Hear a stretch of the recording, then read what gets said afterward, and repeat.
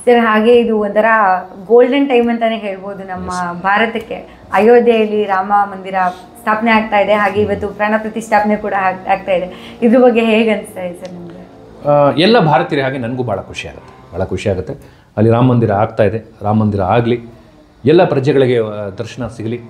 ರಾಮ ಅಂತ ನಾವು ಅಂದಾಗ ಮರ್ಯಾದೆಯ ಪುರುಷ ರಾಮ, ಏಕಪತ್ನಿ ವ್ರತಸ್ಥ, ಸಮಾಜಕ್ಕೆ ಎಷ್ಟು ಮೌಲ್ಯಗಳನ್ನು ಕೊಟ್ಟಂಥದ್ದು ಶ್ರೀರಾಮಚಂದ್ರ.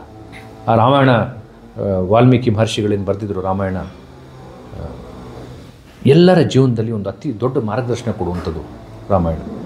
ತಂದೆಗೆ ತಕ್ಕ ಮಗನಾಗಿ, ಹೆಂಡತಿಗೆ ತಕ್ಕ ಗಂಡನಾಗಿ, ಪ್ರಜೆಗಳಿಗೆ ತಕ್ಕ ರಾಜನಾಗಿ, ರಾಜರ ಜೊತೆ ಸ್ನೇಹಿತನಾಗಿ, ಕಾಡಲ್ಲಿದ್ದರೂ ಕೂಡ ಸಿಂಪಲ್ ಆಗಿ, ಹಂಬಲ್ ಆಗಿ ಎಲ್ಲ ಮೌಲ್ಯಗಳನ್ನು ಶ್ರೀರಾಮಚಂದ್ರ ಇಡೀ ಪ್ರಪಂಚಕ್ಕೆ ಸಾರಿದ್ದಾನೆ. ಆ ಎಲ್ಲ ಮೌಲ್ಯಗಳನ್ನ ಫಸ್ಟ್ ನಾವು ಅಳವಡಿಸ್ಕೋಬೇಕು. ರಾಮ ಅನ್ನೋದನ್ನ ಬರೀ ನಾವು ಹೆಸರಲ್ಲಿ ಮಾತ್ರ ಅಲ್ಲ, ಮನಸ್ಸಿನಲ್ಲಿ ನಾವು ಅಳವಡಿಸ್ಕೋಬೇಕು. ಆತನ ಗುಣಗಳನ್ನು ನಾವು ಅಳವಡಿಸ್ಕೋಬೇಕು. ಆಗ ನಾವು ನಿಜವಾಗ್ಲೂ ಶ್ರೀರಾಮಚಂದ್ರನಿಗೆ ಪೂಜೆ ಮಾಡೋದಕ್ಕೆ ಒಂದು ಅರ್ಥ ಅಂತ ನಾನು ಹೇಳ್ತೇನೆ. ಎಲ್ಲರೂ, ಪ್ರತಿಯೊಬ್ಬ ಭಾರತೀಯ ಕೂಡ ಆ ಶ್ರೀರಾಮಚಂದ್ರನ ಮೌಲ್ಯಗಳನ್ನು ನಾವು ಅಳವಡಿಸ್ಕೋಬೇಕು. ರಾಮ ಮಾಡಿದಂಥ ಕೆಲಸ, ಆತ ಪಟ್ಟಂಥ ಶ್ರಮ, ಆತ ಅನುಭವಿಸಿದಂಥ ಕಷ್ಟ, ಅದರಲ್ಲೂ ಕೂಡ ತಂದೆ ಕೊಟ್ಟಂಥ ಮಾತು, ಅದಕ್ಕೋಸ್ಕರ ನಿಂತಂಥದ್ದು ಮತ್ತು ಪ್ರಜೆಗಳಿಗೋಸ್ಕರ ಹೋರಾಟ ಮಾಡಿರುವಂಥದ್ದು ಎಲ್ಲವೂ ಕೂಡ ನಮ್ಮ ಇಡೀ ಜೀವನದಲ್ಲಿ ಎಲ್ಲೋ ಒಂದು ಕಡೆ ನಮಗೆ ಅದೊಂದು ಮಾರ್ಗದರ್ಶನವಾಗಿ ಬೆಳೀತದೆ. ಈ ರಾಮನ ಈ ದೇವಸ್ಥಾನ ನಮಗೇನು ಬರ್ತಾ ಇದೆಯೋ ಅದು ಒಳ್ಳೆಯದು, ಎಲ್ಲರಿಗೂ ದರ್ಶನ ಭಾಗ್ಯ ಸಿಗಲಿ. ಮತ್ತು ಆ ರಾಮನ ಸ್ಥಳಕ್ಕೆ ಹೋಗಿ ಯಾರು ಬಂದಿದ್ದಾರೋ ಎಲ್ಲರಿಗೂ ಒಳ್ಳೆಯದಾಗಲಿ. ಮತ್ತು ಆ ರಾಮನ ಮೌಲ್ಯಗಳು ಪ್ರತಿಯೊಬ್ಬರ ಜೀವನದಲ್ಲೂ ತುಂಬಲಿ. ಅವರು ಕೂಡ ತನ್ನ ಜೀವನದಲ್ಲಿ ಸಾರ್ಥಕತೆ ಸಿಗಲಿ ಮತ್ತು ರಾಮರಾಜ್ಯವಾಗಲಿ, ನಮ್ಮ ಕರ್ನಾಟಕ ನಾಡು ಕೂಡ ರಾಮರಾಜ್ಯವಾಗಲಿ ಅಂತ ನಾನು ಹಾರೈಸ್ತೇನೆ. ಸರ್, ನೀವು ಸುಪ್ರೀಂ ಕೋರ್ಟಲ್ಲೇ ವರ್ಕ್ ಮಾಡ್ತಿರೋದ್ರಿಂದ ಒಂದು ಚಿಕ್ಕ ಕ್ವೆಶನ್ ಇರೋ ಬಗ್ಗೆ, ಈ ಮಂದಿರ ಸ್ಥಾಪನೆ ಆಗೋಕ್ಕೆ ಇಷ್ಟು ವರ್ಷ ಬೇಕಾಗಿತ್ತು ಅಂತ ಅನ್ನಿಸ್ತಾ ನಿಮಗೆ? ಯಾವತ್ತಾದರೂ ಒಂದು ಕಡೆ ಈ ಪ್ರಕರಣ ನೋಡ್ಕೊಂಡಾಗ ಏನಕ್ಕೆ ಇಷ್ಟೊಂದು ಡಿಲೇ ಆಯಿತು ಅಂತ ಅನಿಸ್ತು? ಮೇಡಮ್, ಏನಾಗುತ್ತೆ, ಕೆಲವು ಸರಿ ಕಾನೂನಿನ ಹೋರಾಟಗಳಾದಾಗ ಎಲ್ಲರನ್ನು ಕೇಳಬೇಕಾಗ್ತದೆ. ಈಗ ಅಲ್ಲಿ ಏನಾಗಿತ್ತು, ಮಸೀದಿ ಕಾಂಪ್ಲೆಕ್ಸ್ ಇತ್ತು. ಮಸೀದಿನ ಕೆಲವು ಸರಿ ಕರಸೇವಕರು ಹೊಡೆದಾದ ನಂತರ ಮತ್ತೆ ಡೆಮೊಲಿಷ್ ಆದ ನಂತರ ಆ ಸ್ಥಾನದಲ್ಲಿ ರಾಮಮೂರ್ತಿಯನ್ನು ಇಟ್ಟರು. ಮತ್ತು ಬೇರೆ ಬೇರೆ ಎರಡು ಪ್ರಭಾವಿ ಕಮ್ಯುನಿಟಿಗಳು ಫೈಟ್ ಮಾಡ್ತಿದ್ದಾಗ ಕಾನೂನಾತ್ಮಕವಾಗಿ ಸ್ವಲ್ಪ ಸಮಯ ಹಿಡಿತದೆ. ಆರ್ಕಿಯಾಲಜಿಕಲ್ ಸರ್ವೆ ಹತ್ರ ರಿಪೋರ್ಟ್ ತೊಗೋಬೇಕು.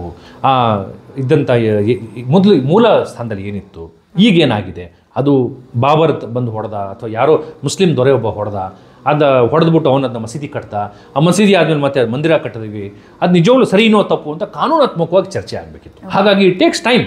ಯಾವುದೇ ನೋಡಿ, ಒಂದ್ಸಲ ಕೋರ್ಟು ಕಾನೂನು ಅಂತ ಹೋದ್ಮೇಲೆ ಎಲ್ಲರನ್ನೂ ಕೇಳಬೇಕಾಗ್ತದೆ. ಒಬ್ಬರನ್ನೇ ಕೇಳಿ ನಾವು ಆದೇಶ ಕೊಡೋಕ್ಕಾಗಲ್ಲ. ಹಾಗಾಗಿ ಎಲ್ಲರನ್ನೂ ಕೇಳಿ, ಎಲ್ಲರನ್ನೂ ಸಮಾಧಾನಪಡಿಸಿ. ಅನೇಕ ಸಲ ಸುಪ್ರೀಂ ಕೋರ್ಟು ರಾಜ್ಯ ಪಂಚಾಯತಿ ಮಾಡಲಿಕ್ಕೂ ಟ್ರೈ ಮಾಡ್ತಾರೆ. ಇಬ್ಬರು ಪಕ್ಕದಲ್ಲಿ ಮಾಡ್ಕೊಳ್ಳಿ. ಇದು ಈ ಸ್ಥಾನದಲ್ಲಿ ಮಂದಿರ ಬೇಕಾ, ಮಂದಿರನೂ ಕಟ್ಟಿ, ಸ್ವಲ್ಪ ದೂರದಲ್ಲಿ ಮಸೀದಿನೂ ಕಟ್ಕೊಳ್ಳಿ. ಇಬ್ಬರು ಚೆನ್ನಾಗಿರಿ. ಇಬ್ಬರು ಈ ದೇಶದ ಇಬ್ಬರು ಅವಿಭಾಜ್ಯ ಅಂಗಗಳಲ್ವಾ? ಆ ಕಮ್ಯುನಿಟಿಯವರು ನಮ್ಮವರೇ, ಈ ಕಮ್ಯುನಿಟಿಯವರು ನಮ್ಮವರೇ ಅಲ್ವಾ? ಅಲ್ಲಿ ಯಾರೋ ಒಬ್ಬ ರಾಜ ಬಂದು ಹೊಡೆದಿದ್ದ ಅಂಥೇಳಿ ನಾವು ಅದನ್ನೇ ಮಾಡುವಂಥದ್ದು ಅಂಥೇಳಿ ಅನೇಕ ಸಲ ಸ್ವಲ್ಪ ತಿಳುವಳಿಕೆ ಹೇಳುವಂಥದ್ದು ಕೆಲಸ ಮಾಡ್ತು. ಕೊನೆಯದಾಗಿ ಒಂದು ಜಡ್ಜ್ಮೆಂಟ್ ಬಂದಿದೆ. ಅಲ್ಲಿ ಅಯೋಧ್ಯೆಯಲ್ಲಿ ಒಂದು ರಾಮ ಮಂದಿರ ಆಗಲಿ ಅಂತ ಹೇಳಿದೆ. ಮತ್ತು ಅಲ್ಲಿಂದ ಒಂದು ಅರ್ಧ ಕಿಲೋಮೀಟರ್ ದೂರದಲ್ಲಿ ಮಸೀದಿಗೂ ಒಂದು ಸ್ಥಳವನ್ನು ಕೊಟ್ಟಿದೆ. ಅಲ್ಲೂ ಮಸೀದಿಯನ್ನು ಮಾಡ್ತಾ ಇದ್ದಾರೆ, ಕನ್ಸ್ಟ್ರಕ್ಷನ್ ಮಾಡ್ತಾ ಇದ್ದಾರೆ. ಎಲ್ಲರೂ ಕೂಡ, ಎಲ್ಲ ಜನಾಂಗದವರು ಕೂಡ, ಒಂದು ಕುವೆಂಪುರವ್ರು ಹೇಳ್ದಂಗೆ ಇದು ಸರ್ವ ಜನಾಂಗದ ಶಾಂತಿಯ ತೋಟವಾಗಲಿ, ಎಲ್ಲರೂ ಚೆನ್ನಾಗಿರಲಿ. ಎಲ್ಲರೂ ಚೆನ್ನಾಗಿದ್ದರೆ ನಮ್ಮ ದೇಶ ಅಭಿವೃದ್ಧಿ ಆಗುತ್ತೆ. ನಾವೇ ಹೊಡೆದಾಡ್ತಾ ಇದ್ರೆ ಆಚೆಯಿಂದ ಬೇರೆ ದೇಶದಿಂದ ಬರೋರಿಗೆ ನಾವು ದಾರಿ ಮಾಡಿಕೊಟ್ಟಂಗೆ ಆಗ್ತದೆ ಮತ್ತು ಅಭಿವೃದ್ಧಿ ಆಗೋದಿಲ್ಲ.